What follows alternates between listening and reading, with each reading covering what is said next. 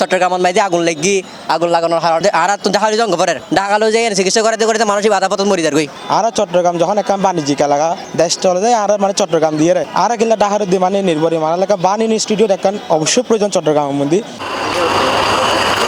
চট্টগ্রামের ৫ কোটি মানুষের দীর্ঘদিনের লড়াইয়ের পর গত ১৫ জুন ২০২৪ তারিখে আনুষ্ঠানিকভাবে শুরু হয়ে ১৫০ শয্যা বিশিষ্ট বিশায়িত বার্ন প্লাস্টিক সার্জারি ইউনিটের নির্মাণ কাজ।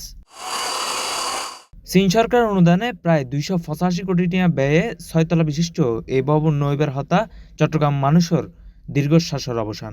সম্প্রতি হালিশহর অগ্নিকাণ্ড কিংবা কক্সবাজারে পাম্প অগ্নিকাণ্ড ব্যাকমিককে অগ্নিদগ্ধ চট্টগ্রামবাসী সকলের দূরম ফরে ৩০০ কিলোমিটার দূর ডাহাত। বাংলাদেশের বেশিরভাগ চট্টগ্রামে গ্রাম অঞ্চলও বা শহর অঞ্চলে অগ্নিদত্তর আগুন লাগা বেশি, যেহেতু ওটা এখানে তো উন্নত কোনো চিকিৎসা নাই। উন্নত চিকিৎসা পেতে হলে ঢাকায় নিয়ে যেতে হয়, কিন্তু মাঝপথে তো সমস্যা হয়ে যায়।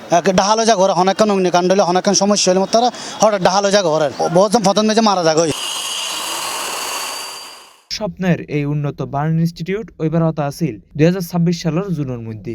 চট্টগ্রাম মেডিকেল কলেজের পরিচালক জানায় বিভিন্ন জটিলতা হারণে হাত শুরু হইতেও দেরি হয়ে, কিন্তু খুব শীঘ্রই উক্ত হাসপাতালগান চট্টগ্রামবাসীর সেবায় উন্মুক্ত করা হবো।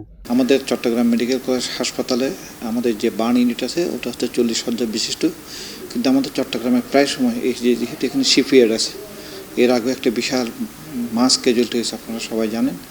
এই বিএম ডিপো কন্টেনার অনেকগুলো, এর উপর ভিত্তি করে তখনকার তৎকালীন স্বাস্থ্য মন্ত্রণালয় সিদ্ধান্ত নেয় যে আমাদের চট্টগ্রাম বিভাগে একটা বার্ন ইউনিট, আলাদা বার্ন ইউনিট করা দরকার।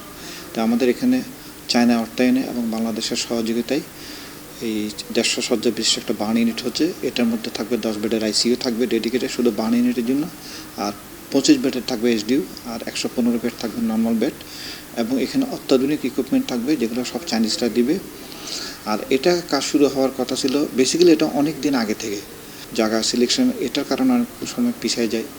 তারপর জায়গা যখন সিলেক্ট হলো, তারপর অর্থ ছাড় যেটা হয় আমাদের, অর্থ এক নাকি তো এটা পাস হয়ে গেছে, পাস হওয়ার পর অর্থ ছাড়ের ব্যবসা আছে, তো অর্থ ছাড় করতে একটু দেরি হয়েছে। তারপর আমাদের এখানে এই বিভিন্ন রকম জটিলতার কারণে ওটা কাজ দেরিতে শুরু হয়। এখন এটা আমাদেরকে তারা হ্যান্ড ওভার করবে 2027 সালের নভেম্বর অথবা ডিসেম্বরে, পুরো জিনিসটা আমাদেরকে হ্যান্ড ওভার করে দেবে।